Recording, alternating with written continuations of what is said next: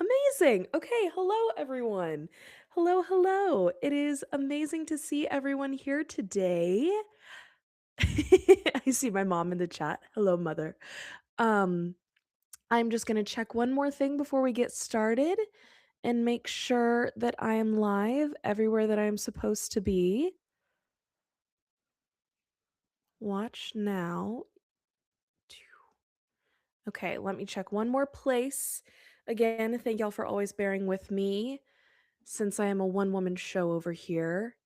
Brilliant. I am. Yay. Okay, last time I was not everywhere that I was supposed to be. I had some technical difficulties. So, I'm excited that this is working this time. I'm still messing around with going live on TikTok. They have certain requirements for like even though I have 1,000 followers on TikTok, which is one of the requirements, not to brag or anything, but you also have to have, like, a certain application thing that proves your identity, and they're still reviewing that for me.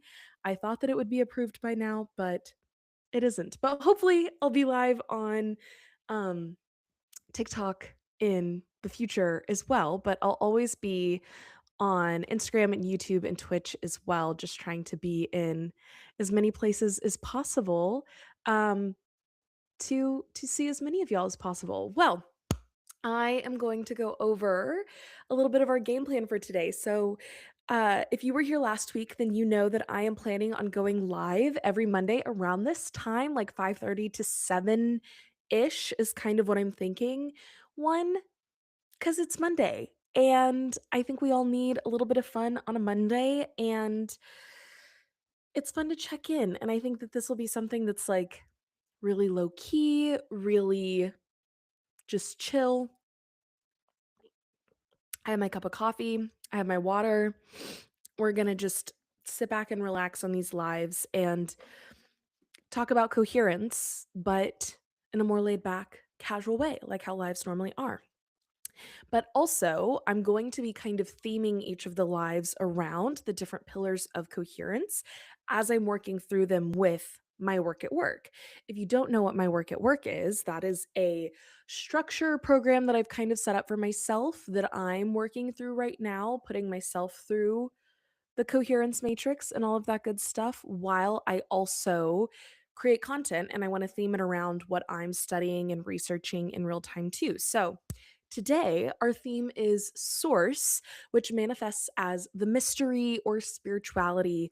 And I wanted to just talk a little bit about the source up top and what that really means because I think it's a difficult concept to conceptualize. When you hear the word source, it's like, okay, well, what are we actually talking about? What does that actually mean? So, we'll talk a little bit about that in the theme for this week. And then we're going to dive into a collective tarot reading that I hope is just really resonant and fun. I just always like doing tarot readings, and I think doing them live for everyone that's here and channeling the energy of everyone that's here. That way it's collective, but it's also specialized for the people that are going to be here with the intention of whoever stumbles across this either now live or in the future when I get around to posting the recording. That message is for those people that have come across it. So I think that is just always a fun thing that I love to do. And then after the tarot reading, we're going to dive into reading some Reddit stories. I went in this morning and pulled a bunch of Am I the Asshole stories um, that have to do with spirituality or religion or source or something kind of like that. Of course, it's a little bit silly. It's more silly than the stuff I normally do because what I normally do is like very deep and I try and be very philosophical with everything. So I think this is fun to do. Talk about this stuff, talk about coherence, but in a way that is um, very chill, very fun because coherence isn't just about philosophy. It isn't just about being super in depth with everything. It's also about having fun and enjoying. the time that we have together and we can talk about coherence while we're also laughing. So that's the game plan for today. Like I said, I'm planning on going until about 7, but we'll see. I may end up ending earlier if I get through all of the Reddit stories that I have prepared, or I may go a little later if I'm just having a ball and I want to keep yapping. So let's get into it. If y'all have any questions throughout, definitely drop them in the chat. And even once we get into the tarot reading, if you have any thoughts about that or how it's resonating with you in your current life, would definitely love to hear about that as well. I have the comments from all of the different places that I am streaming compiled into one spot. So hopefully that program is working for me and I will be able to see. So, but I'll be monitoring and checking throughout the live as well. Okay, so let's dive in a little bit first to talking about source. And this is the second pillar of coherence. And the reason why it's the second pillar is because, like we talked about on the last live, but also I talk about it a lot anytime I talk about self and what that means. Self is the very first pillar of coherence because we are subjective beings. We are inherently subject to our experience. There is no way that I can break out of the mental prison, which sounds dramatic to say, but in a non, harsh term, the mental prison, the confinement of what it means to be me and to be Reese. And when I sat down and first was compiling all of my research to make the coherence matrix, which now is the foundation of all of my different research. So I first started making the coherence matrix about 4 years ago. And I sat down, I was compiling all of my research up to that point, and I was trying to come up with what the different main elements of coherence are, like what truly defines coherence and a coherent life. And self was very evident to me. This is the first um, element of what it is to be coherent. We have to start there because we start with our subjective experience. And pillar two was also very self evident to me. Oh, I just got a notification. I hope I'm still live.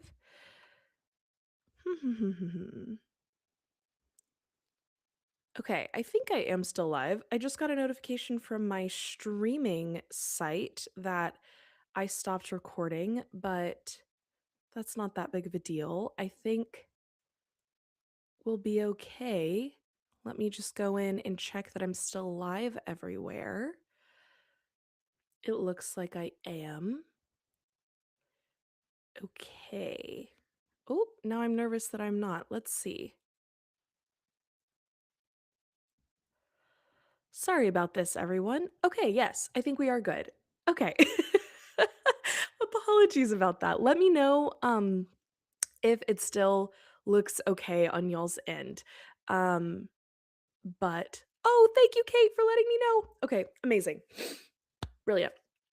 So, back to source. Apologies for the technical difficulties. But source was very evidently the second pillar to me because from history, throughout ancient times, throughout everything that human beings have experienced, the thing that is similar across experiences is that first, we exist, right? In time, in space. We become aware, we become conscious that we are experiencing this life. The very next thing that happens is that we realize there's some reason why we're here. Or maybe we don't realize there's some reason. We start questioning, is there a reason why we're here? We start wondering, is there something more to what's happening here? Is there something bigger than just me? And creation myths begin. And this is truly the very first form of storytelling that human beings engaged in, was in the stories that we tell one another about our creation, about how we are created, about what creation itself is. And therefore, source was the very next pillar that I came up with. And of course, for me, spirituality is an extremely important part of my life. But in titling this pillar and in describing it, I really wanted to make sure that it was open and expansive. I didn't want to just say spirituality, which was the name of this pillar for a really long time, because I didn't have a better word for it.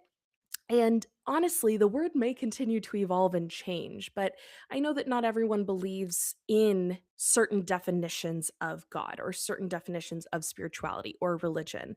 But I do believe that there is something bigger than all of us. And even people who may be strict materialists and think that everything can be boiled down to the material definitions of life in the world, and that we're only sourced from DNA, genetics, and our genetic ancestry, right? That still connects us to something bigger than ourselves. That still connects us to a sense of legacy, to a sense of history. And we still exist in community. We still exist in relationship to one another. And all of that means that we are fundamentally connected with each other, with one another. And that's important. That's worth talking about. And however you want to define what this thing bigger than us is, that's what this pillar is supposed to represent. So, in talking about it, I'm very careful to not want to project any of my specific worldview, even though we're going to do a tarot reading here in just a second, which I enjoy and is a way that I really connect to the sense of something bigger than myself. And if you're curious a little bit more about my belief system around tarot and why I find it to be a really useful tool in my relationship with Source, there is a video over on the Cohere Collective YouTube channel all about that.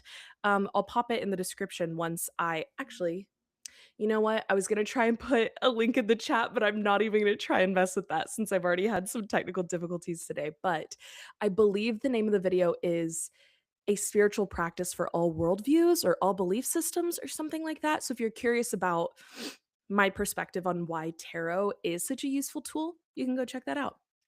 But all of that to say, you do not have to be a deeply spiritual yogi monk person to live coherently. You can be a strict materialist, you can have a religious worldview, but this is really all about coming back to what it is that connects us to one another, what it is that makes us feel um,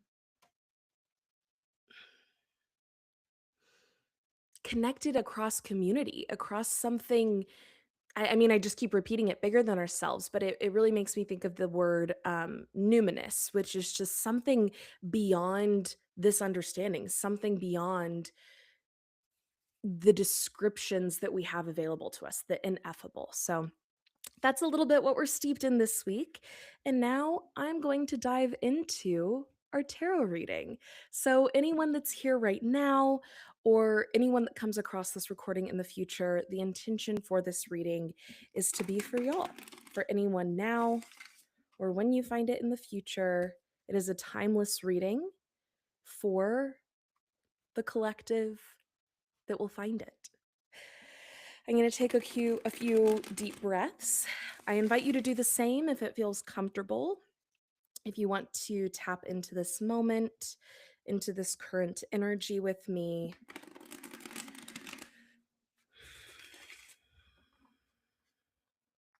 And I'm not going to do any specific spread.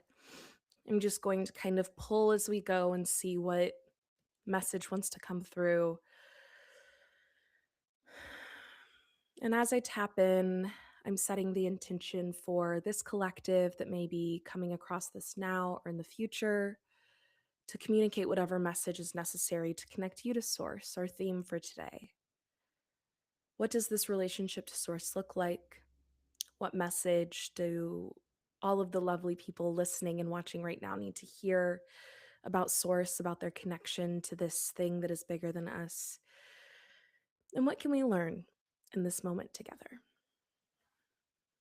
Okay, I'm going to begin shuffling and see what pops out for us, starting with just general energy about this for everyone, just general energies for the collective's relationship to Source. Oh, interesting. Okay. Beautiful. Okay, right off the bat, we had the Devil in reverse pop out very quickly, which, first and foremost, I don't want anyone to get nervous. I feel like the devil is always, um, I mean, it's a scary card because it's called the devil, right? And it is one of those cards that if you don't know anything about tarot, immediately people jump to like, oh, this is bad. This is why it's scary. Um, so to assuage your feelings, it's not a bad card. There is no such thing as a bad card in the tarot.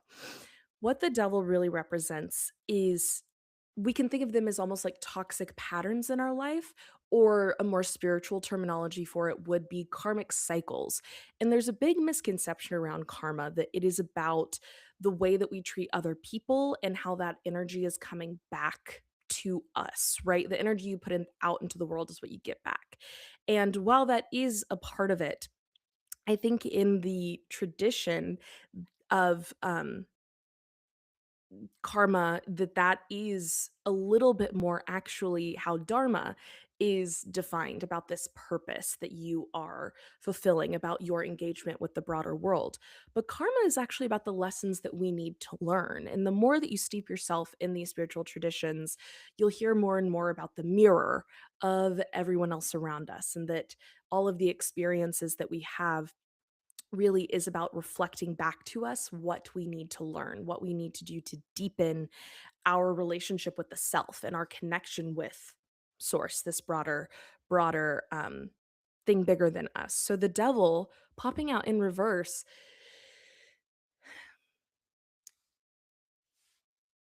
it's really communicating this need to release whatever old belief systems are keeping you from moving forward in a healthier relationship to something that does feel resonant, does encourage you, does feel powerful and uplifting. And it's unfortunate that in a lot of spiritualities and religions, that these really sacred relationships with source, with things bigger than us, cause a lot of hurt and harm. And a lot of people have really bad experiences and trauma with these systems, with these organizations. And I think it's time to let that go. But it's not just about letting go of, I'm blocking out the nudity this time as I'm putting it back up on screen, but it's not just about letting go of the past trauma, because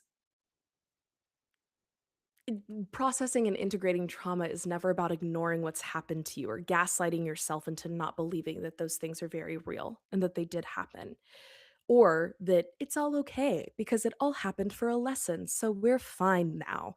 Absolutely not. If things happen to you, I think that's a big problem with saying, also, even the words that I was saying just a minute ago of like, the world is bringing us lessons. Yes, I do believe that.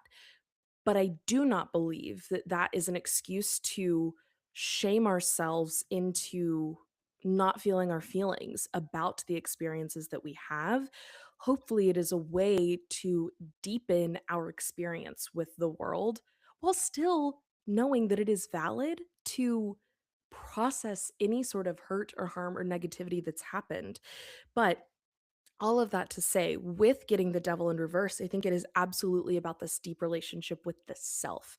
In this case, it's not about the stories that maybe we have been told. For this collective, I feel like we've moved past knowing that we need to tell our own story about spirituality and religion. And we're now entering a new phase that is questioning the beliefs that we have imposed upon ourselves, and potentially self um restrictive narratives that we've come up with that are self-defining, and that it's okay to let those go. I'm going to show this one more time because I think it's important. Um on the devil card, you have these like Adam and Eve figures, and next to the woman, there are the grapes. Even though we got it in reverse, I'm going to turn it up so you can see it. We have the grapes, and we have the flame, and there's a little tail here, and there's chains tying them together. But in the tarot, the devil is one of three cards that shows us imagery like that, with a big figure front and center, and then two figures in the lower two corners.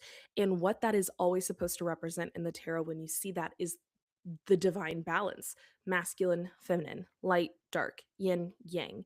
And I think releasing our self limiting beliefs about our power and about the fact that we truly are vessels for something bigger than ourselves allows us to come more into balance with whatever this energy is.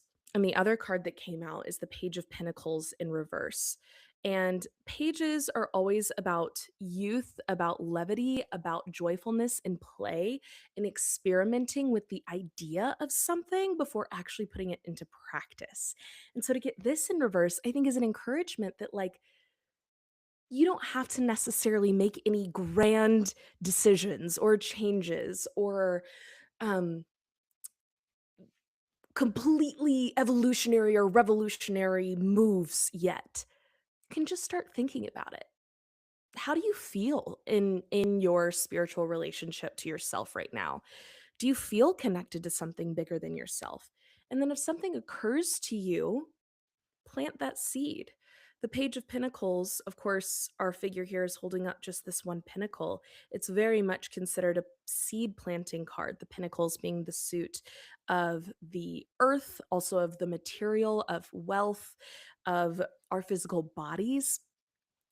And we don't have to do anything quickly here. The Knight of Pentacles actually is the slowest moving card in the tarot, but we can begin to consider and just experiment and dip our toes into what it might mean to question, are there cycles that I'm wanting to break? What might those be? And what might it feel like to begin exploring that? Okay, and here we go. Bottom of the deck is Ace of Pentacles in reverse. I wanted to wait to look at the bottom of the deck until after I had read those two cards, which is absolutely to me just confirmation of yes, if there is a seed that you're ready to plant, plant it, and you're so divinely supported in that. If there is a cycle that as you're listening to this, you're automatically like, yep, I know what it is and I'm working on it. This is coming through to tell you, like, you are being so divinely supported in that. The Ace of Pentacles in the tarot, smoke for me always represents the divine source, perfect for our theme today, coming through, communicating a message to you. And with it being pentacles, it's bringing new life. It's like a spark of almost support, like watering a seed that has been planted, right? And the divine absolutely wants to support you in breaking whatever these cycles are. I do want more information on this cycle. Perhaps if you're here and you're like, I have been feeling a little stuck, I have been feeling a little stagnant in something, but I really want to, I want more clarity on what that is, on what to break. I was about to say too, how to break it. So, any information on what to break or how to break it. And even as I'm saying that, I'm hearing like not break, integrate, not break, integrate, because destruction is always an act of creation. However, we have so many pieces within us that oftentimes feel broken. But often what feels broken isn't really a broken piece. It's a piece of us, a piece of our inner child, perhaps, of our shadow, whatever language you want to use to talk about that, that has just been ignored, has been made to feel small, has been made to feel broken as opposed to feel whole. And that's why integration is such a beautiful word, because it is about returning to this wholeness of self. We're never trying to remove anything about the self, we're never trying to change anything. The spiritual work, the great work, is always about remembrance and returning. It's very much the symbol of the Ouroboros, or Ouroboros. I think I may always say that word wrong, but the snake eating its own tail, right? It is that moment of kairotic time in the present moment that brings us back to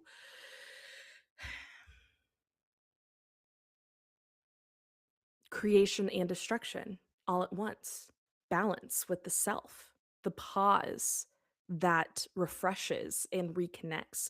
So, more clarity on what we're breaking, and we get the Two of Wands. Actually, funnily enough, this was the card that popped out for me this morning in my morning card pull. And the thing that's just really sticking out to me is this globe that's in his hands here as he looks out across the water. And the next card in the tarot, the Three of Wands, we see ships on that water. And there's a pretty big debate about whether or not those ships have set sail on their next adventure or whether they're coming in, they're returning. And I really think in terms of like this cycle within the self that we're trying to break, There is something about self trust and trusting your journey, trusting your path, trusting the choice that you are making. There's no such thing as a wrong choice.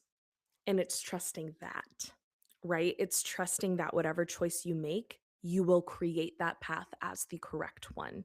And there is an internal aspect here of the world is in my hands. And that comes with a lot of pressure, that comes with a lot of doubt. What if I do make the wrong choice? What if I do completely crumble my life? Your intuition would never do that to yourself. And also, what if you crumble your life? What if you set it free? What if you create it? And what if you do crumble your life? Then you get to build a new one. You have been through and carried yourself through every single experience up until this point. There is no reason for you not to trust yourself and trust the decision that you are making. And this is really calling us to break that cycle of self doubt, choose self trust. And that means stepping into the power and the acknowledgement that we do hold the world in our hand. And yes, that can come with anxiety and fear, but also that comes with a responsibility of power, of owning all that you are capable of. This is really beautiful. This is big energy. And the bottom is the Queen of Swords. Absolutely. Trusting your intellect, trusting your mind, knowing that you are a strong decision maker and you're not afraid to cut cords when you need to. But also, like we talked about with the smoke earlier, being a sign of the divine for me, so divinely supported here. When you have messages, I'm even really noticing the bird here looking at it now. Whenever you have glimmers, moments of intuition, moments of a spark of downloads, again, whatever language you want to use to describe this, knowing that you are supported in this, but not using divine support as a crutch for not trusting yourself. Because ultimately, the great work is about coming to value your power in this moment, the life that you are living right now, and that you are in control, that the world is in your hands. Even though, yes, there's something bigger than us, we are a fractal image. It's very much like crystals, right? Um, in the kind of geometry sense, when you break off a piece of a crystal, the molecular structure creates a crystal again. I don't know the exact science behind this, so I feel like I'm not going to be the best at describing the analogy that I'm trying to create. But if a really huge crystal is God, the universe, energy, whatever you want to call it, source, and you break off a little chunk, it is still that same makeup. It is still that same crystal, even though it's smaller. It contains all of the same molecular structure that the big crystal does. It's a fractal. And that's very much here, this trusting the self. Okay, last one that pulled through as I picked up the deck. We have the Three of Cups, celebration. If this message is confirmation for you that you are on the right path, that this internal work that you're doing in terms of the relationship with the self is happening, that you are doing this work and this is coming through, celebrate. Enjoy. Enjoy that you are in the midst of the work. And even though the work is hard, it's also juicy and fulfilling and important and fun. The other thing that I want to say that I think that this could be calling through to as well is yes, celebrate, but also rely on your community. The Three of Cups is all about intertwining with our village and celebrating together. And even though this message definitely is about breaking these internal cycles we have with the self and trusting the self, that does not mean we're in this alone. That does not mean that we are doomed to hermit this out forever. Okay. Any other messages coming through for collective here before we close out our reading? And if this has resonated with you, if you have any thoughts, feel free to drop them in the chat. I would love to hear, or in the comments down below if you are listening in the future. Okay, final message here we get the Five of Swords. And literally, I'm just hearing don't fight it. Don't fight it. oftentimes we can be our own worst enemies with stuff like this, with saying the same words in our head over and over and over again, ruminating, limerence, right? Like catastrophizing, all of these things that just can keep us stuck in these cycles, in this cyclical thinking. But, and you know what? Now that I'm saying this, the other image that just popped in my head again is the Ouroboros or Ouroboros. That is a cycle, isn't it? But the thing with that symbol is it is about ending a cycle as you are beginning a new one, and the awareness that we are constantly living through cycles in our life.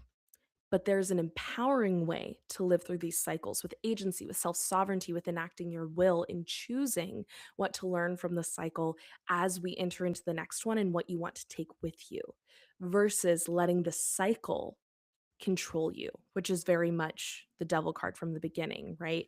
That is when the cycle is in control.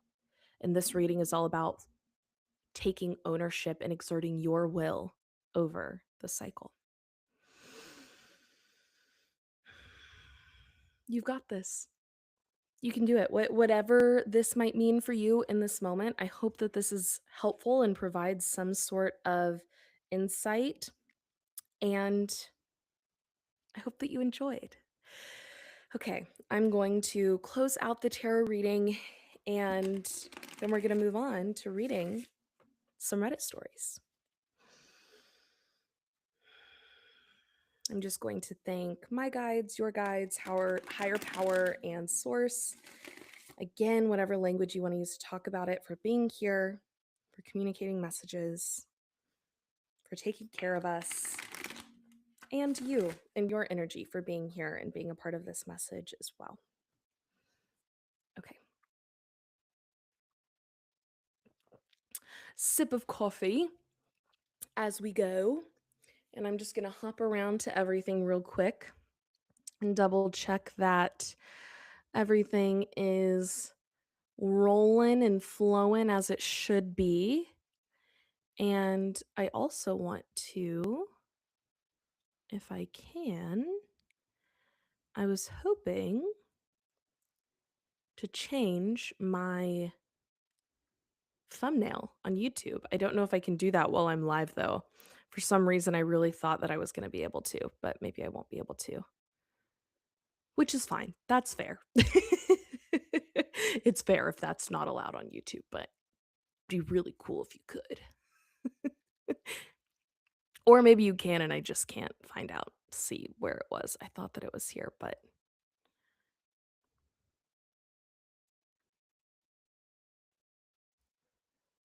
oh, can I? That would be so cool. Nope. Okay, no worries. I don't want to spend too long on that while we're in the middle of the stream. So we are going to switch over to reading some Reddit Am I the Asshole stories that are all about spirituality, or at least some sort of connection to spirituality. So I love reading Reddit stories. This has been my recent obsession. And I, again, like I kind of mentioned at the top of the stream, I just want these to be fun. It's Monday night. I wanted some like touch point to be able to like chat with y'all live in the middle of doing all of my work at work stuff, but also I just want something that's going to be fun and chill. It's Monday. Things are Monday is Mondaying, right? Okay. So, I have a few from Best of Redditor updates and a few from Am I the Asshole? I hope the algorithm gods won't be mad at me for saying the word asshole because I've already said it too many times. Okay, we are going to start with this one. It's pretty short. A lot of these are pretty short. Last time I only got to two because the first one I read was a really long one. So I made sure to grab some shorter ones this time. Let me know what you prefer in terms of Reddit stories. Okay, this first one is 7 years ago from Am I the Asshole? And it's called AITA for not letting my girlfriend use superstitious beliefs to act horrible towards me for a week. Okay. Probably not the asshole, but we'll see. 3 weeks ago, she was just being passive aggressive, questioning my loyalty, being self conscious, and really just being a horrible girlfriend to the point in which I thought I was just going to break up with her. Fair. Fast forward to yesterday, she finds out her cousin died on one of those days that week, and now she says that's the reason she was acting horribly. Mind you, we've been slightly arguing since then, and it's slowed down a lot, but definitely still arguing.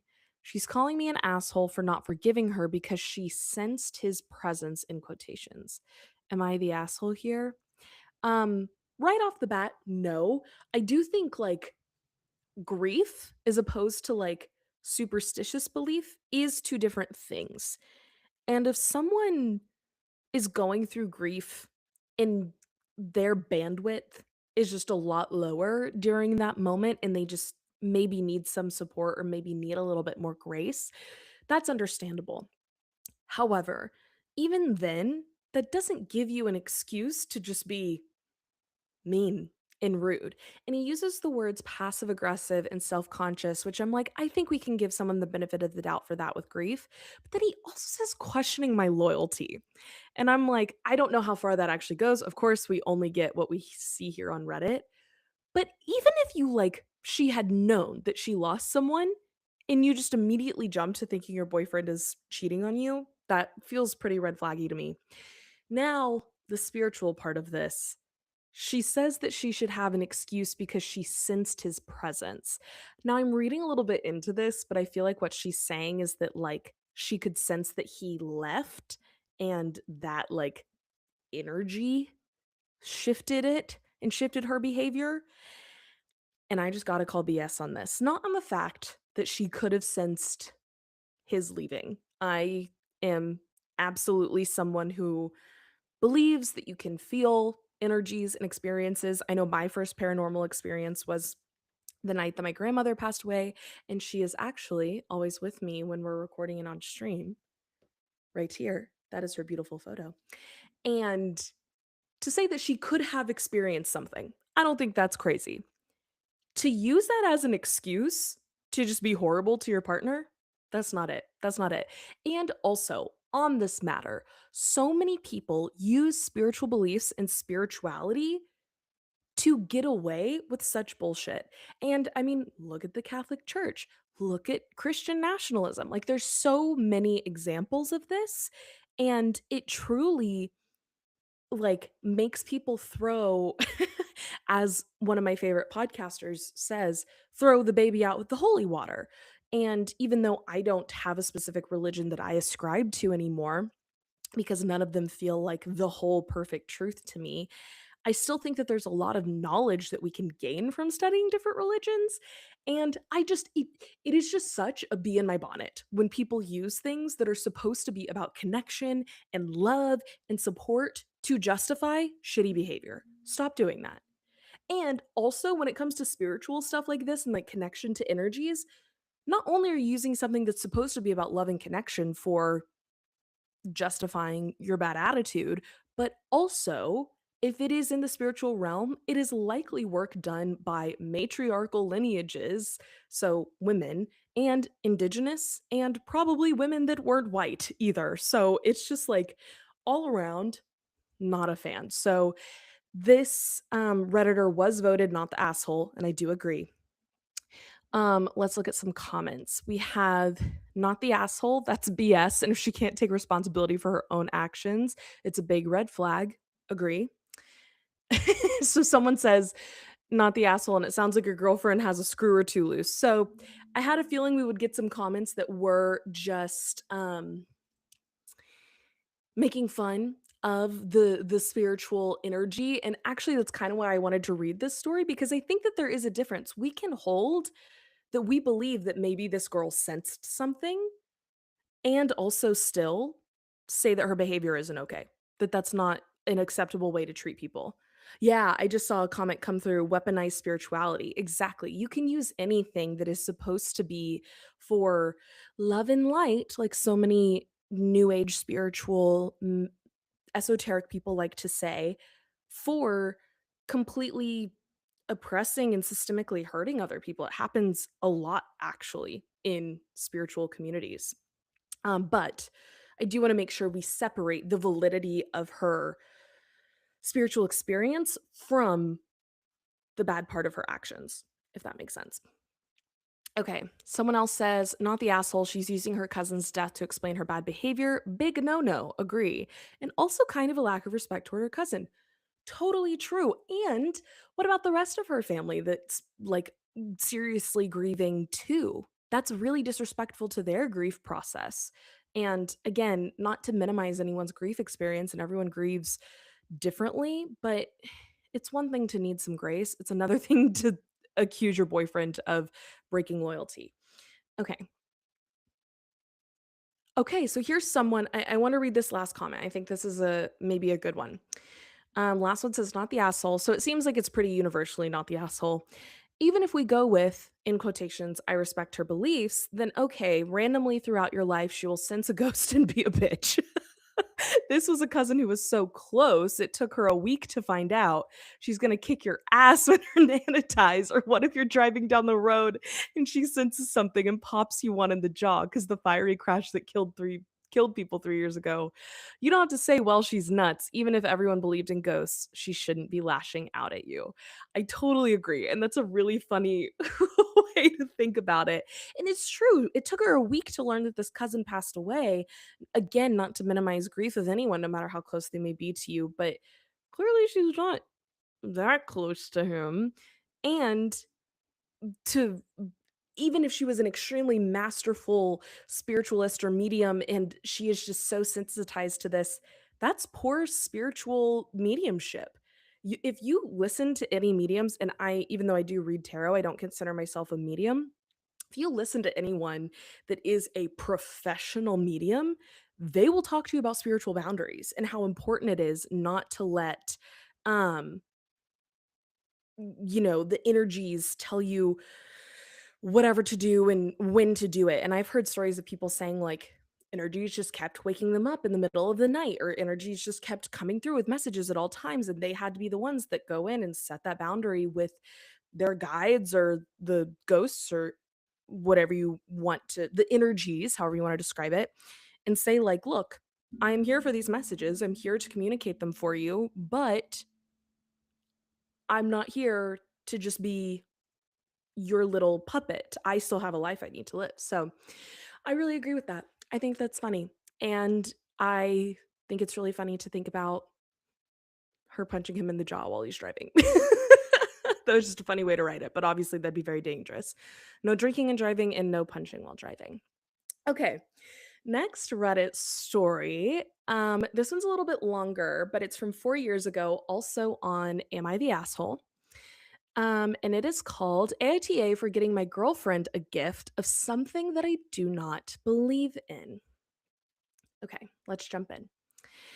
I've been seeing my girlfriend for a little over 6 months, and her birthday is coming up soon. She's into spirituality and crystal gems and everything that goes along with that. I myself am atheist and don't believe in any outside sources that may affect the energies of life, which the person I'm seeing knows. I'm reading that as like knows his beliefs. Actually, I don't know if OP knows their beliefs. OP hasn't given us their gender. I have another friend who's into crystal gems. The OP's saying crystal gems. And I told her my plans of getting this for my girl. She immediately called me fake and a people pleaser because I don't believe in any of that stuff. She told me that since I don't believe in the energies that the gems provide, it would be very wrong of me to gift them to someone because it defeats the purpose. Okay, I have thoughts, but I'm going to finish reading it first. I said, why does it matter if it's a gift and it's done with the right intentions? It doesn't make me fake. It just means I care about her interest. And if it means that I'll sacrifice my beliefs to make her happy, why does it matter? Besides, the gift isn't for me, it's for her. I also said, in quotes, I feel like you're telling me just because you aren't a fan of basketball, but I am, that means you couldn't buy me a jersey of my favorite team because you don't support it, in quotes. She just kept saying it's very fake of me to pretend to believe in something. Another point I made was if I'm not into something but my significant other is, I'm not allowed to partake in it. And being without someone you have differences with, I think that's supposed to be being with someone you have differences with, means you have to sacrifice and compromise your beliefs to make them happy. Okay. The friend in this story, so we don't even have the perspective of the girlfriend receiving the gift, which is actually really interesting. I wonder what the girlfriend thinks about OP's gift. But personally, as someone who is very much into crystal gems and spirituality and stuff, I would love a gift of crystals or incense or like an oracle deck, even from someone who doesn't believe in that. And I think actually the really odd thing about this is that the person, like, the person talking about it almost said the right thing, but with the wrong intention. Like, she told me that okay, this is the person I wanna go back to. She told me that since I don't believe in the energies, it would be very wrong of me to gift them to someone because it defeats the purpose. And I'm kind of like, "I'm sorry. If you believe in the energies of the gems, why isn't the generosity of someone wanting to connect with their significant other not a positive energy to be charging the gem with?" Just because OP doesn't believe in the healing power of a crystal doesn't mean that the energies are ruined suddenly. And also, if you believe that it is about intention, I'm pretty sure his friend uses the word like intentions. Um, then it shouldn't matter what anyone's intention behind gifting the crystal is. It should just matter your relationship with the crystal. And also, I think it's a really great analogy with the basketball team thing. Like, just because you don't believe it doesn't mean you can't value that. And on top of this, I've talked with a lot of my spiritual friends about dating as a spiritual person. And especially now that like astrology girlies are a thing and crystal girlies are a thing, it is really difficult to be talking about those things and not come across people that are extremely judgmental of those belief systems. Like, I've even, with some of my extremely close friends, had difficulties with reading tarot and that being like a moral disagreement we have. And that has to be something that I consider in our friendship. And if I can, like, if you think that that makes me a bad person, I don't think we can be friends because if you think I'm a bad person, we probably shouldn't be friends. So, all that to say, it's actually really difficult to find someone that has a different spiritual belief system than you that still respects your belief system enough to encourage it, not just like passively tolerate it, but to actively support it in getting a gift. And crystals ain't cheap. That's so thoughtful. Last thing I'll say on this one too before we go to the comments, um, it's girls not girls. Wow, that was an internalized patriarchy thing of me to say, catching myself on that. It's people like OP's friend that make a bad name for people in the spiritual realm. Same thing when you hear people say like, "Ugh, they're a Taurus, I could never date them." It's like, I get it. I have generalized stereotypes about astrological signs too, and it can be funny to talk about that in, from a 30,000-foot view, kind of jokingly. That can be fun and a fun time. As soon as you actually believe that, that completely not only does that make you sound like such an asshole, it also is operating on a completely false understanding of astrology because anyone who knows astrology at all and any astrologer worth their salt will say one sign really isn't enough to know that much about a person, and your birth chart is a map, not your destiny, not dictating your beliefs. And you can be a great person and have a certain birth chart and and if your birth chart says you're supposed to be a great person and you can kind of like follow those energies and be a wonderful person, or you can choose to like fight the energies of your birth chart and end up being a really bad person if we're operating based on believing in astrology or vice versa, right? So, people like this that immediately like latch onto their belief system about it and are then talking about how like gatekeeping, literally gatekeeping the spirituality. And who knows, maybe OP would have walked into a metaphysical store, met a shopkeeper that was really nice, ended up picking up a book and learned about it and became an interest for them. Like, we don't know. It's just so like, let's not gatekeep stuff like this. Okay, we have a comment, not the asshole. The gift is in the giving. Absolutely, absolutely. Um, OP did get voted not the asshole, but let's read a few comments. Okay. Someone says, "Not the asshole, cut the crazy loose and get your girlfriend whatever you think she'd love.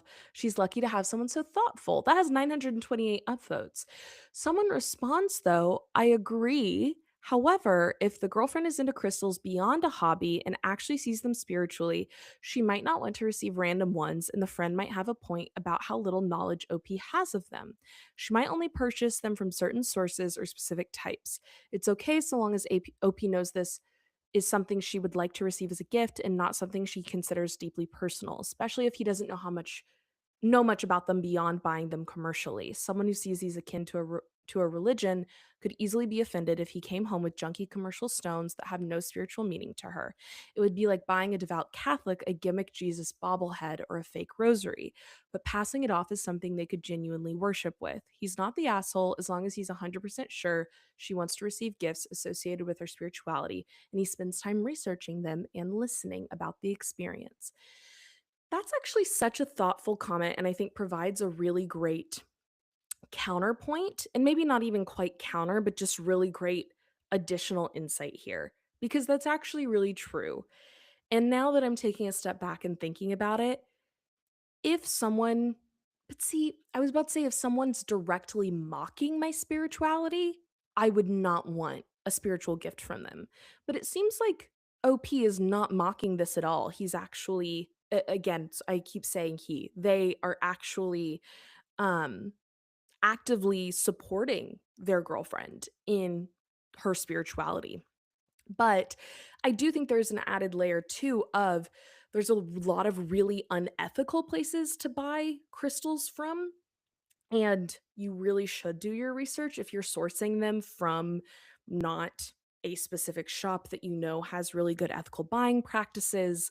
So there is some nuance there. Like I would not buy any sort of spiritual relic like off of Amazon because that's likely not going to be sourced very well and because these are artifacts and relics, not necessarily all crystals, but like certain incenses or Tibetan singing bowls or um I don't know. I'm trying to think of other spiritual tools, but any sort of item like that, if it's being mass produced, there is a commodification of culture there that is harmful more in a commercialization and extraction sense than in a necessarily offending one person's specific spirituality. Like that's just like kind of a broader moral issue. But I also agree that if you're getting a gift for someone that is religious of any sort. Like if I was going to get like a really nice engraved Bible for a friend of mine, I would make sure I knew which version of the Bible they liked the best. Meaning like King James version versus NIV or so on and so forth. And I think that's probably what this commenter means. And I think that's a really great nuance to have here. Someone responded to that comment though. "Hi, I sell crystals to people who are into metaphysical meanings of stones. For most of them I've met, it doesn't matter if the source of their stones actually believes in metaphysical properties or not. Even if they believe that the opinions of people who gave the stones to them somehow rubbed off on the stones themselves, part of adding new pieces to your collection is usually cleansing them." Very true. As long as he's not buying glass or plastic, he's fine. I do think that ignores the more cultural consideration of commodification of certain artifacts, but I don't disagree. And yeah, someone else responded saying, "OP is not sacrificing their beliefs, they're making space for the beliefs of someone you deeply care for. Your friend sounds a little jealous, TBH. A gift given in love is never disingenuous." Agree. I don't know if the friend is jealous or not. I think we don't have enough information to make that judgment. But I also agree with this that OP is not sacrificing their beliefs. And if believing in crystals and other metaphysical practices was if OP wasn't an atheist and was like a deeply devout Catholic that had a huge problem with crystals, maybe this would be a different conversation. But then they probably just wouldn't be a good relationship match to begin with. So, okay. I am actually really excited about this. So I haven't read any of these. We're moving on to the next story, by the way. Um, I have not read any of these stories yet. I've only read the titles of them and then, like, pulled the ones that seemed relatively popular about this topic because as I'm searching, like, spirituality in r/ am I the asshole, it's not a very popular topic. So, I'm trying to find the most popular ones for it, so that's kinda how I'm pulling, and then also the most interesting titles, so I have no idea where we're going here, but I'm excited about the title. This one is called "Am I the Asshole for Making a Joke About God?" And you know what? Did I write this post? Because I've gotten in trouble for making a joke about God before. Anyways, last night I went out to a patio bar with friends. We were sitting at a picnic table with my friend Mary and I in the middle. To the right of me was John and his girlfriend. And to the left of Mary was her friends Chloe and Jenna, and a girl Morgan sat across from us. Great. We love stage directions. Morgan asked Mary, "Why did you move in with a new roommate this year?" And Mary explained that she got her stimulus check and then prayed to God to decide what to do with it. She said God was telling her to move in with a new girl at church who just moved here. Apparently, Mary doubted this, so she said, "I prayed again to make sure God was sure." To me, that sounded funny, so I said, "Are you sure, God?" And God and his girlfriend chuckled. And Mary stops and turns to me and said, "What did you mean by that?" And OP wrote that in bold, so that's why I added the sass there. I was stunned. Before I answered, John said, "She definitely didn't mean anything by that. She did not mean it that way." And I concurred that I did not mean any offense. I have never had to defend a joke before, so I was shocked into silence for a few minutes. Morgan and John tried to diffuse the situation by steering the conversation away, but no one else was listening. And that time, Mary's friend Jenna returns to the table, and Mary must have had a sour look on her face because Jenna asked, "What did I do?" And Chloe said, "It wasn't you," and then glances over at me. The tea, the drama. And now Mary is muttering to Jenna. Keep in mind, Mary and I are seated next to each other within earshot about how it's a disrespect thing. Some people just don't know respect. Um, Side note tangent from Reese. Um, to be muttering and gossiping about someone when they're right next to you doesn't seem like a very Christian thing to do, but what do I know? Continuing. I was silent. Another minute or two passes, and again she mutters, "Some people just don't get it and are disrespectful." And after that, I was tired about being talked about within earshot. Fair enough. I was getting constant glares by her friends. I chimed in, "I did not mean to disrespect you, Mary. When I think things are funny, I just kind of say them like word vomit. I vomited in the wrong place." Okay, OP sounds really funny. That's a really funny way to say that. She replied, "I've noticed you do this before. I respect your beliefs. I don't call them out. It's a respect thing." I had no idea what she was talking about because I had no idea I had ever offended her beliefs before. I again had no defense for a joke, so I told her I understand. Normally, I make her laugh all the time with my quick, witty jokes. Okay, OP, your quick, witty jokes. So it threw me off for her to be offended in this instance. Maybe it wasn't a particularly witty moment, but the concept of her asking God if he was sure about something was amusing, not to her. I think we both kind of failed to read the room. I failed to see how serious she was when she was telling that story, and her reaction to my joke absolutely shocked more than just me. I don't know for certain, but the majority of the people there were agnostic. AITA for the joke, or did she unnecessarily chastise and shame me in front of a group of friends? Um, Okay, this is interesting because this is absolutely something that I have done before where I've made a joke and jest about religion, and it is just not something that certain people, no matter the levity of the story that they are telling, will ever want to hear. And I do think that that's something that, like, if you're going to build serious friendships with someone, you just have to know where you both are on that level, what people are comfortable with. And again, almost going back to the last story that, like, if OP didn't have a certain amount of respect for the girlfriend's spiritual practices, they just wouldn't have been a good relationship match to begin with. Kind of the same thing with friendships. Like, you can have different religions than your friends, obviously. But if poking fun at certain aspects of religion and someone else takes that religion extremely seriously, and that's enough of an impasse that it causes amounts of tension like this. I think there just may be an underlying case there for, like, maybe y'all just aren't a great friend match, and that's okay, like, not everyone's gonna be a great friend match. But it sounds like this is a big kind of extended group of people together. I will say, I do think it's pretty funny that if you prayed to God and you feel like you got an answer, that you double check. "Are you sure, God?" Um, I don't know if my memory is serving me from all of my Bible classes so many years ago, but that sounds like you don't have strong enough faith in what God told you the first time around. If you're asking him if you're sure. And how funny would it be too if God came back and was like, "Actually, you know what? Don't move in with the girl from church. You're right. You're right. I was wrong." That just is not cognitively coherent with the idea of a Christian God. So that's just funny. And I do think that this is a funny scenario. And it's also, so here's the other thing. OP was not poking fun at this person for having a religion, for having a belief system. They were poking fun at a small practice. I can understand how that could come off as offensive to someone, but taking it to the next step, um, OP, or not OP, but the girl, I think it was Mary, did not need to keep talking about OP behind their back for the rest of the evening and whispering within earshot so they could hear. That's really rude. And also to do it in front of your group of friends, not cool.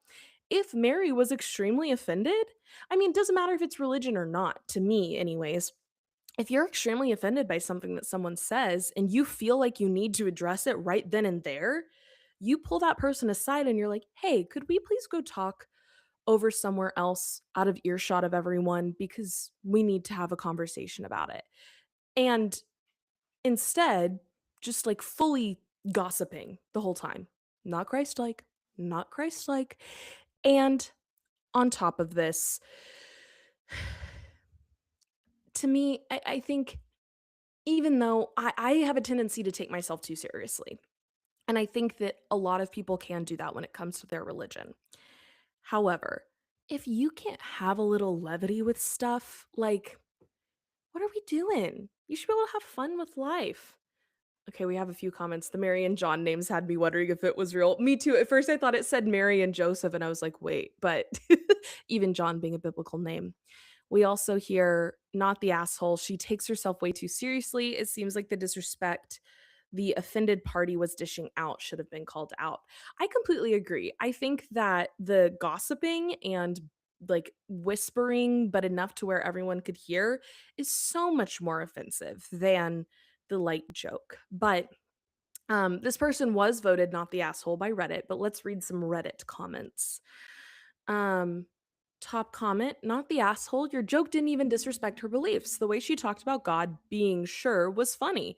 If you had been like, fuck your God, it'd be different, but this seems pretty harmless." Totally agree with that. Totally agree with that. Oh my gosh, I love this next comment. "Not the asshole. My God has a sense of humor." Damn straight. You know what? Any God that is all knowing, omniscient. And we just got a comment from Paige in our Cohere stream chat. "God has a sense of humor." That's right. They sure do. Someone else says, "Your joke was dumb, but you clearly didn't mean it in a hurtful way. You apologized. They should have dropped it." And you know what? I think that's fair too. Even if it was offensive, because also people just put their foot in their mouth sometimes. And people are allowed to have their feelings and be offended by things, and religion is extremely touchy. But OP apologized. And after, I'm like, I want to go back to the story. Um, After that, I was tired about being talked about within earshot. OP realized what was happening, so they chimed in. "I did not mean to disrespect you. I kind of just say things and it was word vomit. I vomited it in the wrong place." So I will say OP never explicitly said the words "I'm sorry," which I think probably would have been the right thing to do in this situation. If you realize you've hurt someone to this extent, even if they're being an asshole back, And I'm sorry never hurt anyone, and it's clear that they were offended. But I agree. Didn't mean it in a hurtful way. Okay, I think this is interesting. We have one "you're the asshole" here and an "everyone sucks" here. So I wanna read those so we get some different, opinions in here too. Mild, "you're the asshole." It would have been fine if you were calling her out for making stupid pandemic-related decisions. This was 6 years ago, so this was written in 2020. But you made fun of her somewhat kooky beliefs. That's an interesting thing to say. I mean, I was raised in the Bible Belt, so maybe Christianity doesn't seem kooky to me, but that's just an aside. But you made fun of her beliefs, which makes you the asshole. Personally, I thought your joke was pretty funny, so I'm probably an asshole as well. And you know what? I think that that's totally fair. I don't think that this person was intending to like maliciously make fun of their beliefs, but if you hurt someone, you should apologize, but the person didn't need to be an asshole back. Um, okay. I want to read the "everyone sucks" here. Okay, here we go. Everyone sucks here. Know your audience. I was raised Christian and still believe somewhat, but I can take a joke when it comes to that. I often make the same jokes with my atheist friends. I just never make those jokes with my religious friends and family. And you know what? I actually think an "everyone sucks" here verdict is not crazy either because it is a joke about religion. So if we're being like hyper sensitive, I get it. But I think absolutely Mary's disrespect back is worse and more assholey. And I think the joke is pretty funny, even as someone who prays all the time. And no, I no longer consider myself a Christian, but I'm deeply spiritual and I do full moon rituals and stuff. My friends make fun of my spirituality all the time. And sometimes does it hurt? Yeah. But also, I can let it roll off my back too. And sometimes the jokes are pretty funny. And when the jokes are funny, you should be able to laugh at yourself. And I think part of that is just being able to differentiate between what's just making fun of you for believing something versus what is actually a joke with built-in respect. I was actually listening to someone talking about how to do a really good roast the other day, and I think it's similar to what I'm thinking about with this. I think it was the Smosh channel because they have the funeral roast series. And someone was talking about how when you do a really good roast of someone, built into the jokes, into the comedy, making fun of that person is a deep sense of understanding them and a respect for who they are and what they do. And then almost through how you make fun of them, you can feel how much respect and love you have for that person. And that's what makes a roast so good is that it's really funny because of how deeply and intimately you know and love that person. And I thought that that was really poignant as someone who's not a comedian and does not know the art of the roast at all.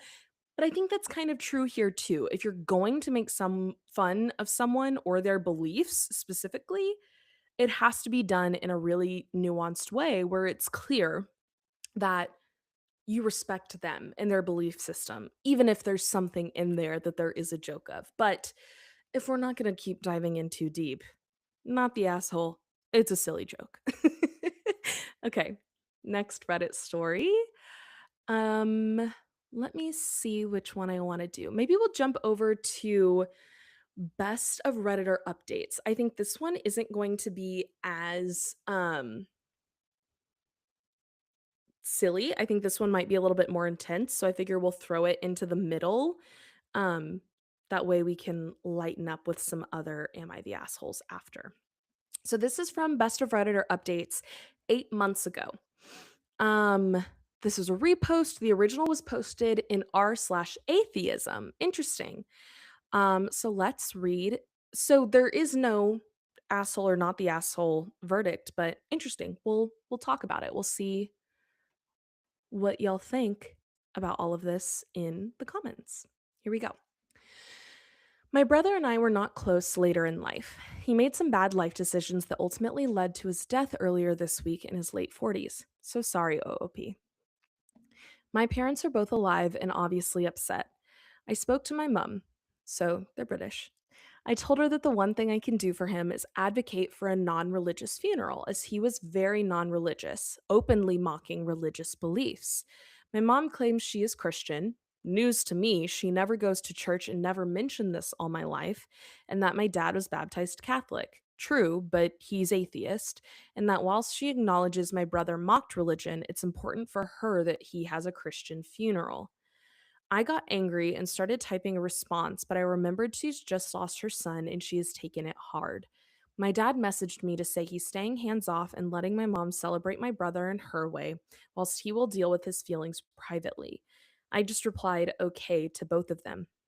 I haven't told them yet that I won't attend because the timing would be cruel, but I cannot support such a disregard for my brother's beliefs. If I am tasked with managing my mom's funeral, I shall return the favor. Wait, does that mean they're going to, like, purposefully give their mom a funeral that isn't in alignment with her religion just because of this? That seems, ooh, maybe this belongs in r/nuclear revenge. Okay, there is an edit here. Thanks for the kind words, everyone, but I'm not looking for advice, although you're, of course, free to post your opinions. I will not be attending. It's a hill I will die on. No pun intended. Oh my goodness. If my parents want to grieve with me, I will meet with them privately, but I'm not supporting this irrational nonsense. As I mentioned, my brother and I were not close. I should only be going to support my parents. I have no personal need to travel across the country for this. Okay, so we have an update that we'll get to and some comments in between both as well. But I want to talk about this for a little bit first because I think this is actually really interesting and nuanced. So, one, I've heard a lot of people talk about how like funerals are for the living, right? And I think that there is a lot of merit to that concept, that it is an important part of grief and grieving to create space for the people who are still alive that have lost someone they love dearly to settle into what they need to process and to have a moment that memorializes that and makes space for their grief is important. However, if my spirituality, I'm going to use me as an example here because I don't know what else to use as an example, but my spirituality is no secret. I am deeply spiritual. Everyone in my life knows at least a rough approximation of my beliefs. And if I passed away, and I guess I don't know if I would know exactly how it was happening or not, but if I did find out, even in death, that a religious service was being had for me that was not in alignment with my beliefs, that would really hurt me because of how strong and well thought out and convicted I am in my relationship to my connection to whatever is bigger than me, right? Like that is a deeply important thing to me. I know that that's not the same for everyone. And some people that, especially being raised in the United States or in the West, where Christianity is just kind of like a lot of people get baptized, right? But and so it may not be as important to someone to have a specific tradition represented at their funeral. But I think at the end of the day, even though funerals are a space for people to grieve, it is ultimately a celebration of this person's life. And I do think that it should be indicative of how that person lived. And to do something that flies in the face of a lot of their beliefs, especially if OP's brother like openly mocked religious beliefs, having a Christian funeral just seems extremely disrespectful to him, in my opinion. One thing I do want to say about this edit from OP, and I don't know if I'm reading way too much into this, so y'all let me know what you think, but um OP calls this irrational nonsense. And I wish that I could ask OP if when they wrote irrational nonsense, if they meant the idea of believing in Christianity, in something bigger than themselves, because they also said that they themselves are an atheist, or if they're meaning the way that his parents are handling it is irrational. Because I do think that if OP perhaps had a spiritual belief that is different than their parents, but wasn't necessarily um as strictly atheist. Like, I wonder how much there is a disrespect of just religion as a whole going on from OP, and that's part of why they're so convicted, especially with this ending of, "If I'm tasked with my mom's funeral, I'll return the favor." That seems way too far to me. However, still, I think with the information we have here, I am ultimately on the side of the funeral should be a celebration of the life that this person led, and you didn't love, like, even as this mom loves her son and wants to have this for her son, and it's important to her that it's a Christian funeral. You loved your son as he was, I imagine, not the version of him you have in your head. So his funeral should be for him, not the version of him that you have in your head. But let's go to some comments here. I think that this is a an interesting it's a really difficult story. So some of the comments, um so someone commented in the original post, "Let the mother have this funeral since funerals are for the living." So I did mention that, so it's interesting. I wonder what OP says. No, religion is a disease. Okay, so there we go. We do have that OP is inherently against religion. However, even if I disagree with some of I think some religion can be very harmful, but even if I disagree with some of OP's rationale here, it's still about OP's brother, not OP or the mom. Continuing the comment, she's made this funeral about her beliefs. That's fine. She can have it. I'm not participating in the superstitious mumbo jumbo delusion of ghosts and goblins. Oh, wow. Oh, wow. Okay. Continuing, I was never in a religion to be driven away from. I just view this the same as holding a Spider Man funeral for someone who hated Spider Man. Interesting analogy. And everyone there is pretending Peter Parker is real. I'm also not in grief. I haven't spoken to my brother for a decade. So that's so interesting to me too, because I mean, I guess you're not required to go to any funeral, right? Like he OP mentioned in the original post that he would be going to support his parents, but he doesn't want to support the religious turn of the funeral, which again, I agree. And he says that this is the one decision that he wants to hold true because he knows that his brother was a strict atheist, and that was the one thing he can do for him, even though he wasn't close to his brother. But to also say you're going to support your parents, but then to really not support your parents in this dramatic way, I feel like I'm just feeling a lot of cognitive dissonance from OP here. And even though I kind of ultimately agree that OP does not have to agree with the decision to have a Christian service, they seem quite intense about their judgment of their parents here and just of religion in general. And I think I also want to own OP ending saying that if he's tasked with managing his mom's funeral, he'll return the favor. That to me is just crazy that even after all of this hurt, he would want to do the same thing to her in revenge posthumously, like to get revenge on someone after they've passed away and it's your own mother.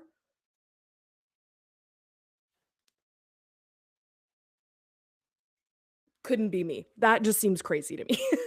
Not crazy in an offensive way, but just very extreme. But let's look at the update. Okay. Update was about 7 weeks after the original post. Interesting. Okay, I messaged my dad the same day. He said that he'll grieve in his own way and will let my mom have the funeral she wants. We caught up on the phone later, and I explained I wasn't going to attend, but I would drive over to support him and my mom, and I'd come to the wake, which he understood. Okay, I think that sounds fair. When I said that mom claimed he was Catholic, he laughed. I then said, "So we're going to say prayers and sing hymns for John? Ridiculous." "Oh, F that," he said. "That's not going to happen." He then asked me what sort of thing I would like to see. I said we could talk about how he was a good father and play some music that he would like. My dad agreed. However, I decided not to raise it with mom as she lost her son, and whilst I'm a bit of a dick, I'm not that much of a dick. I don't know. You might be. considering you threatened to get revenge on your mother posthumously. Maybe I'm taking that comment too seriously and let me know if you read it differently, but that I'm kinda letting that color my opinion of OP, so I just wanna own that.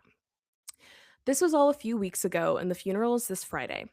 Oh, wow, so that's a long time between the brother's death and the funeral, but I suppose if they cremated him and also I think they're in England, so maybe the customs there are a little bit different. My mom just called me and said dad told her I'm not attending. She said she would like me there and promised me it won't be a Christian funeral. Told me exactly what was planned, which songs, etc. She raised the issue with other family members and apparently they laughed at her and said that about 30 of John's friends are coming and will not be interested in singing hymns. She then said she didn't feel that strongly about it in the first place, which is a contradiction of what she initially told me, but she's grieving and trying to make this work, so I didn't push it. I agreed to go to the funeral. Well, okay. We do have some more comments, but just to talk about the update, I'm glad that this seems like it's all sorted out. And like OP does say, the mom was grieving, so perhaps she had a really strong tie to this idea. And actually, now that I'm thinking about this as well, I know that practically, even though England technically is a Christian country, kingdom, that practically not many people openly practice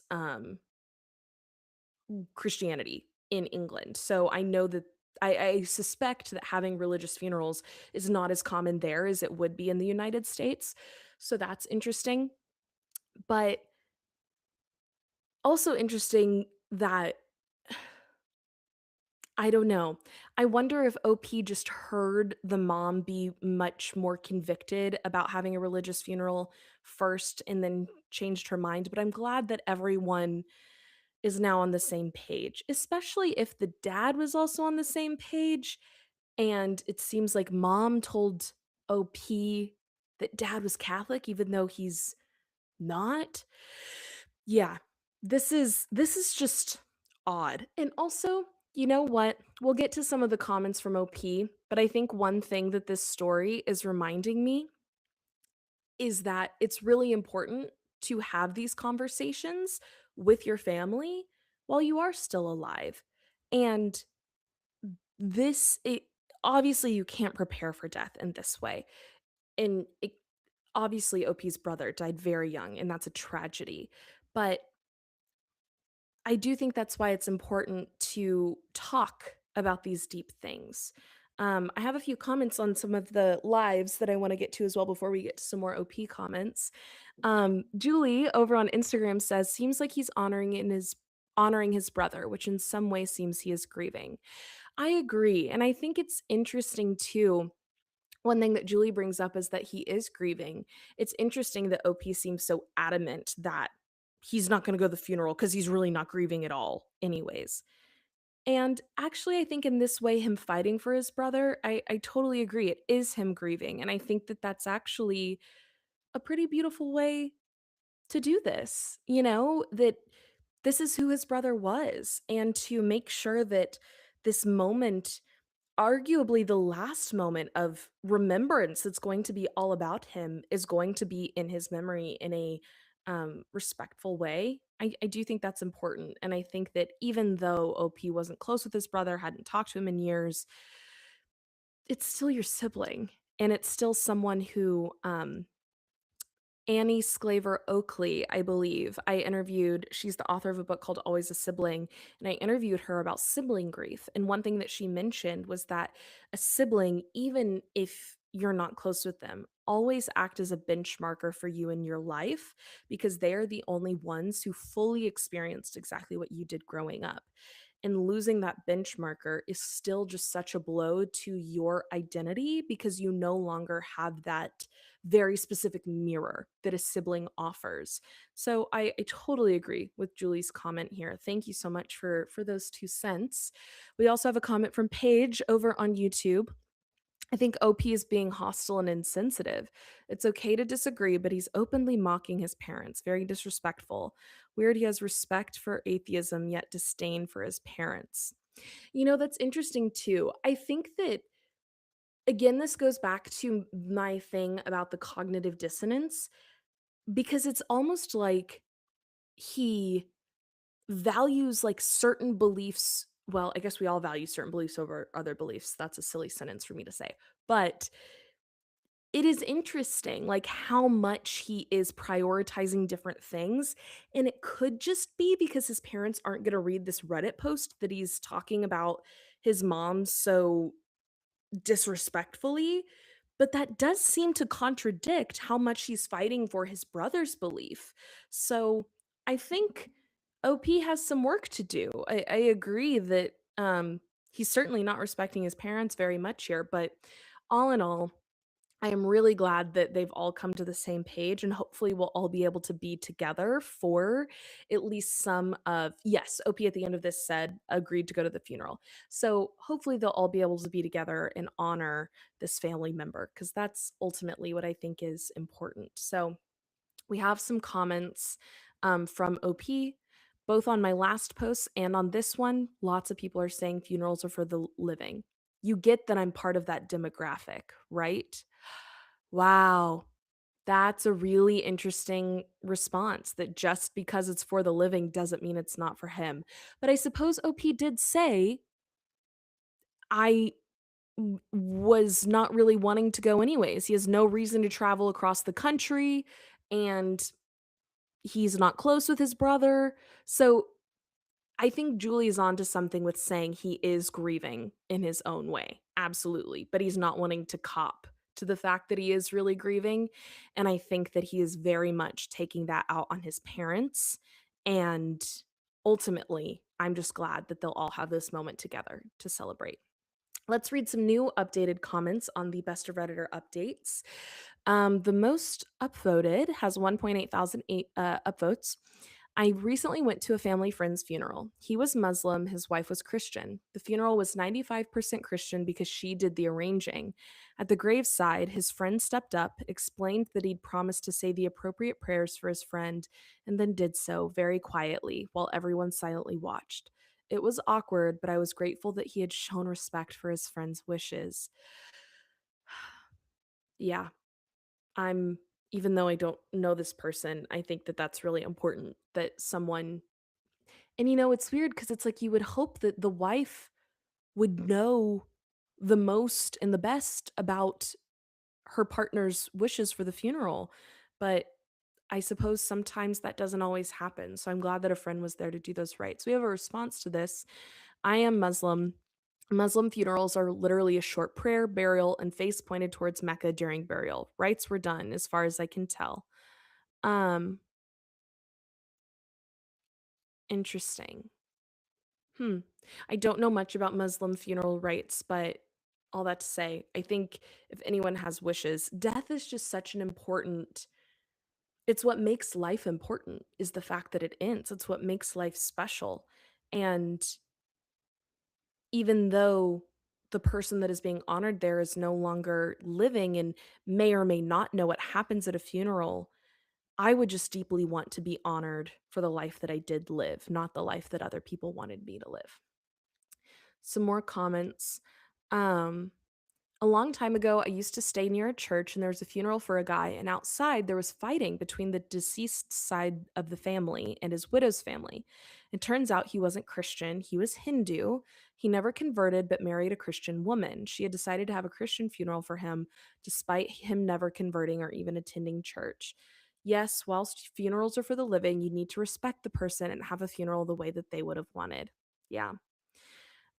Someone responded, I'm surprised the church allowed that. I grew up Catholic and they had some pretty hard rules about funerals and weddings for the non-baptized. Yeah, I agree with that. That is interesting.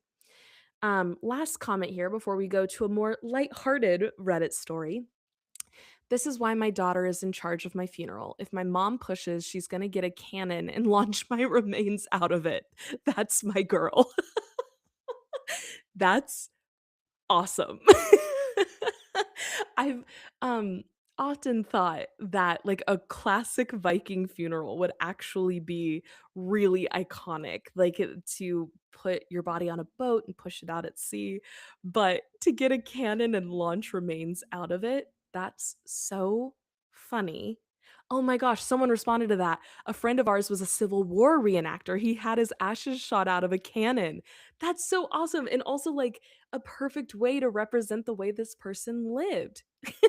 Someone asked, do you have to get a special permit to shoot someone out of a cannon? That's awesome. You probably do. You need a permit for everything now. Um, Thank you so much for joining, Julie. Um, okay, so we're going to move on to the next Reddit story. If you'll have any thoughts, let me know. I think this one is really nuanced and thinking about I really think there's some cognitive dissonance going on in OP here. Okay, we're going to do one more, hopefully a more lighthearted one to round us out, even though as we're talking about spirituality, um how lighthearted can we get? But I'll try and find a really funny one. Um Okay, let's do this one. Actually, do I want to do this one? Hmm. Yeah, we'll do that one.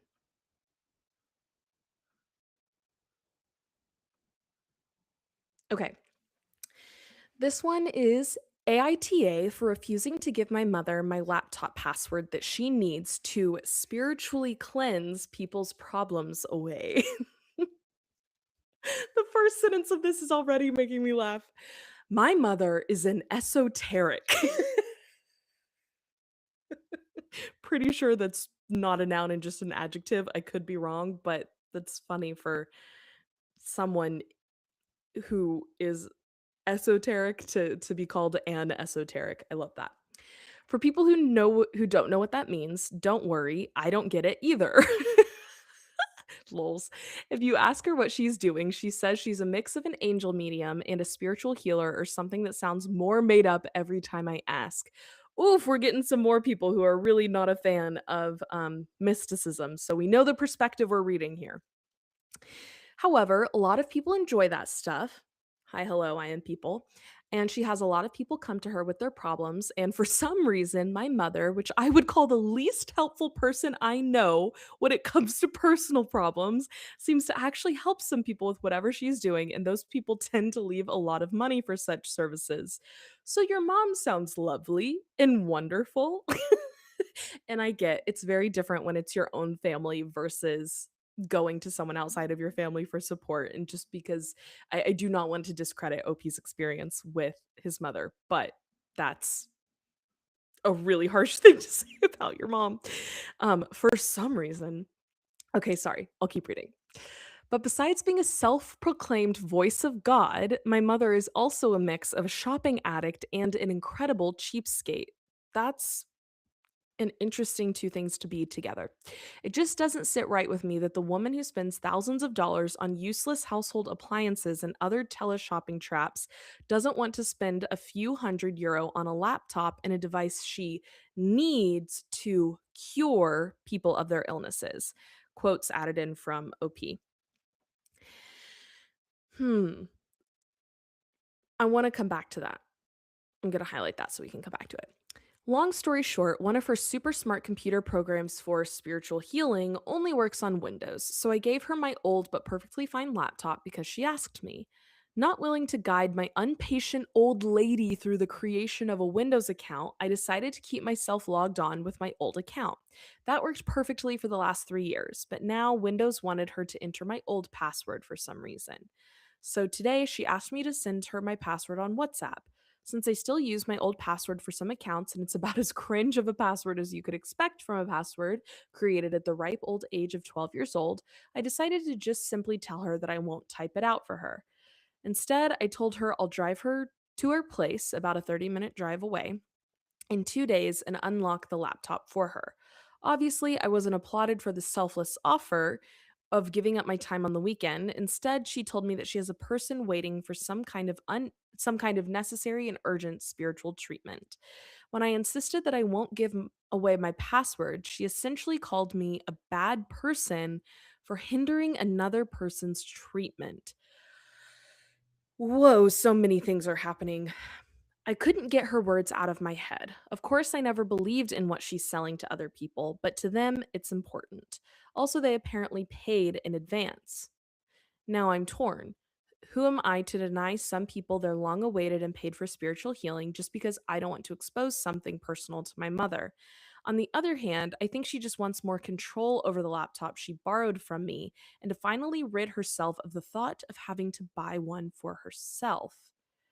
Would you say that the help she provides those that believe in this kind of stuff is greater than my interest of preserving my face in front of my mother? Or do you think that her business is not my problem and I am doing enough by letting her save a few €100 with an old laptop I don't need anymore? Am I the asshole? So, honestly, one, clearly this person has a deep disdain for the spiritual practices. And I do think that that's kind of coming through in their refusal here. Because if they deeply believed in what their mother was doing, I feel like they would have given the password, it seems like, because they were kind of like, "Well, it's a little embarrassing, so I don't want to." But also it's not that important, so why is it so urgent? But I think regardless of what OP's mom is doing, regardless of what her business is, it's kind of besides the point to me, I think. I think it's more about the fact that you gave her a laptop to use for her business and she needs information from you to operate it. And this is a difficult situation, but I'm like, it is your mom and it's just a password. And it doesn't seem like OP is actually concerned about the security piece. It seems like they're just concerned about it being embarrassing, that it's an embarrassing password. And maybe because it seems like they're not super close with their mom, that they don't want to be embarrassed. But if they were actually concerned about the security, then they wouldn't have kept themselves logged into Windows. Also, computer programs need to update all the time and you need passwords for it. The fact that mom didn't already have the password, I'm sure it was typed into the computer at some point when OP first gave the computer, the laptop to their mom to use. Um One thing that I did want to come back to about the spiritual piece. OP writes a device she needs to cure people of their illnesses. And I did just want to add like a little asterisk.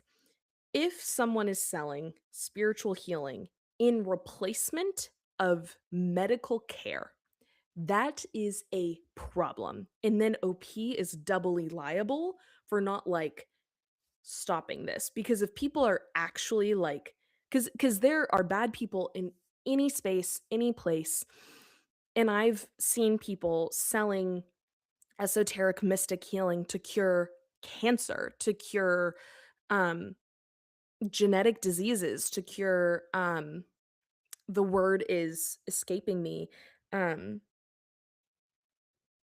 but incurable diseases. For some reason the word isn't coming to me. And I think that's deeply manipulative. And if that's actually what's going on, this is a much more serious issue for a completely different reason. But I think let's, for the sake of the story, just assume that it is just like Reiki healing because that's what it sounds like. And OP says that people enjoy it and feel like they're helped by it. I'm like, even if you think it's placebo, if people enjoy it and find value in it, that's beautiful. If people enjoy it and find value in it. Um, I do think that when you gave your mom the laptop, you became involved in the business. And it's been hers for 3 years. And OP's saying that she wants more control over the laptop so she doesn't have to buy it. I don't know. This is just a weird story. I'm like, just give her the password. What? But let's look at um some comments because I'm kind of like, is it crazy for me to be like, just give her the password? Why is it that big of a deal? It doesn't seem like that big of a deal to me, but maybe I'm missing something there. Oh, okay. So first comment says, not the asshole, but take it away entirely.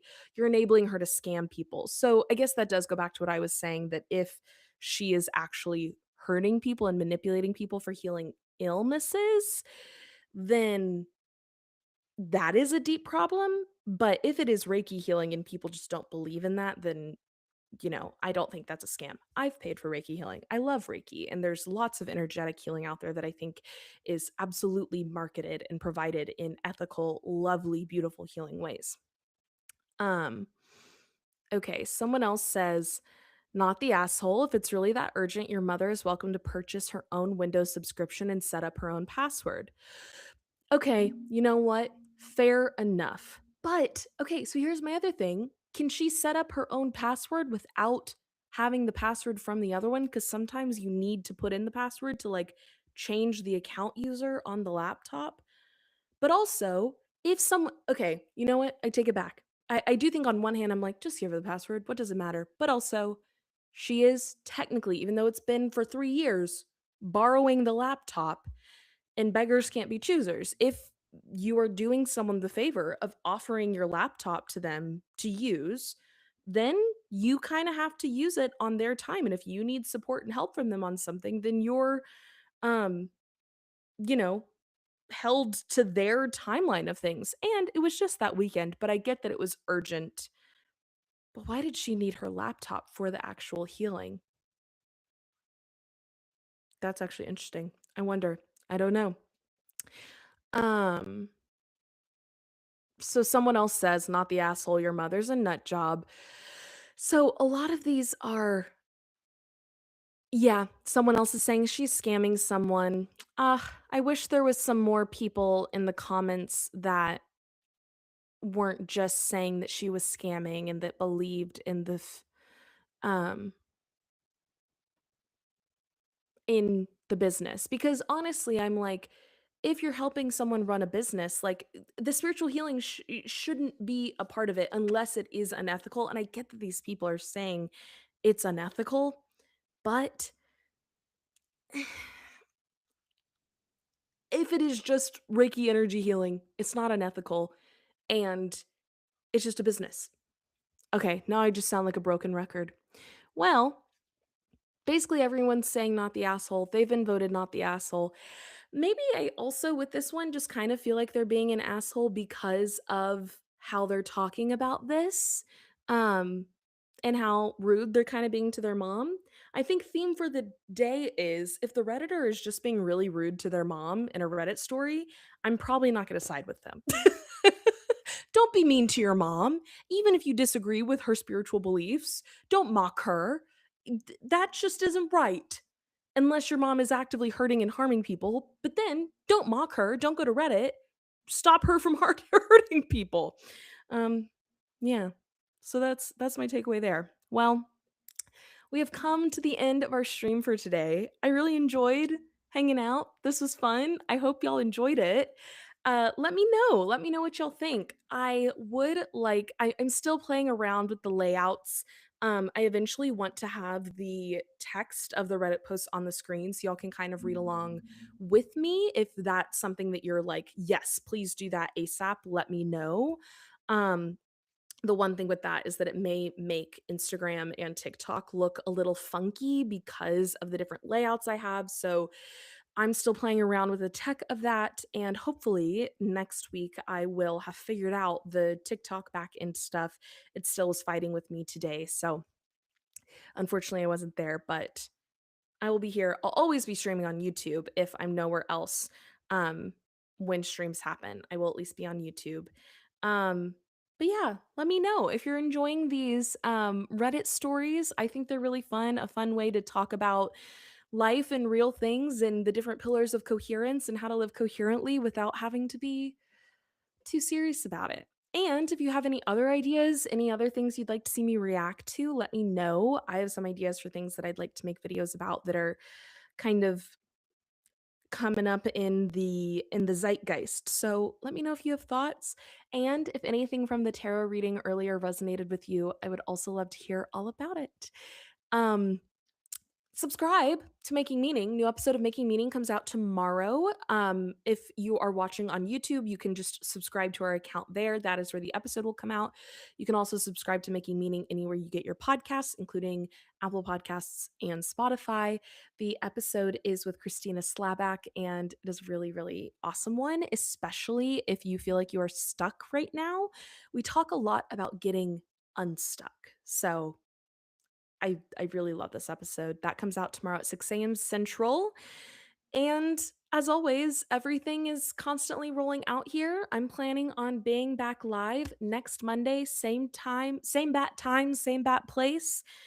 And until then, I hope you have had a lovely Monday, and I hope you feel like you are living more coherently. I will see you all next time.